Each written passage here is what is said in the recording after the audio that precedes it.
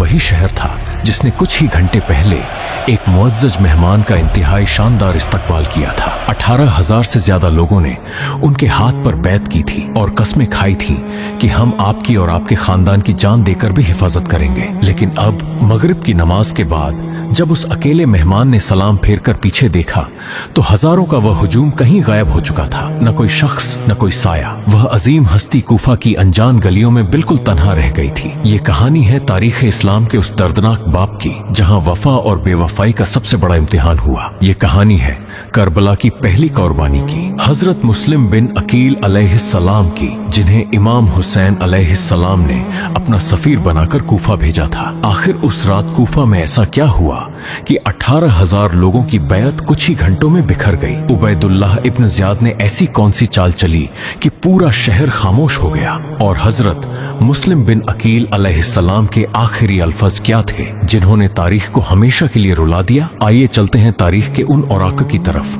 जहां यह दर्दनाक दास्तान दर्ज है। रजब 60 हिजरी का साल था। मुआविया बिन अबी सुफियान की वफात के बाद यजीद ने ताकत के बल पर खिलाफत पर कब्जा कर लिया। उसने इमाम हुसैन अलैहिस्सलाम से अपनी बैत का मुतालबा किया, लेकिन इमाम हुसैन अलैहिस्सलाम ने साफ फरमा दिया कि मुझ जैसा शख्स यजीद जैसे शख्स की बैत हरगिज नहीं कर सकता। इसके बाद इमाम हुसैन अलैहिस्सलाम मदीना मुनव्वरा से मक्का मुकर्रमा तशरीफ ले गए। जब ये खबर इराक के शहर कूफा पहुंची कि इमाम हुसैन अलैहिस्सलाम ने यजीद की बैत से इनकार कर दिया है, तो कूफा के लोगों में उम्मीद की एक नई किरण जाग उठी। कूफा पहले हजरत अली अलैहिस्सलाम का दारुल खिलाफा रह चुका था, इसलिए वहां अहले बैत से मोहब्बत करने वालों की तादाद बहुत ज्यादा थी। कूफा के सरदारों और आम लोगों ने इमाम हुसैन अलैहिस्सलाम के नाम खत भेजने शुरू कर दिए। 1, 2 या 10 नहीं, बल्कि हजारों खत मक्का पहुंचे।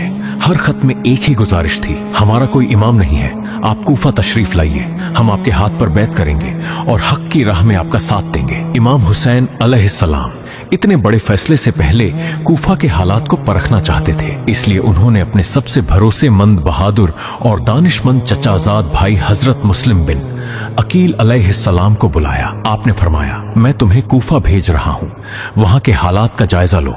अगर लोग अपने वादों पर कायम हों तो मुझे फौरन खबर देना ताकि मैं भी कूफा की तरफ रवाना हो सकूं। हजरत मुस्लिम बिन अकील अलैहिस्सलाम मक्का से रवाना हुए। मदीना मुनव्वरा पहुंचकर रोज़ा रसूल पर हाजिरी दी, अपने रिश्तेदारों से मुलाकात की और फिर कूफा की तरफ सफर शुरू कर दिया। जैसे ही कूफा वालों को मालूम हुआ कि इमाम हुसैन अलैहिस्सलाम के सफीर शहर में पहुंच चुके हैं, पूरा कूफा उनके इस्तकबाल के लिए उमड़ पड़ा। लोग झुंड के झुंड उनकी खिदमत में आने लगे। हर तरफ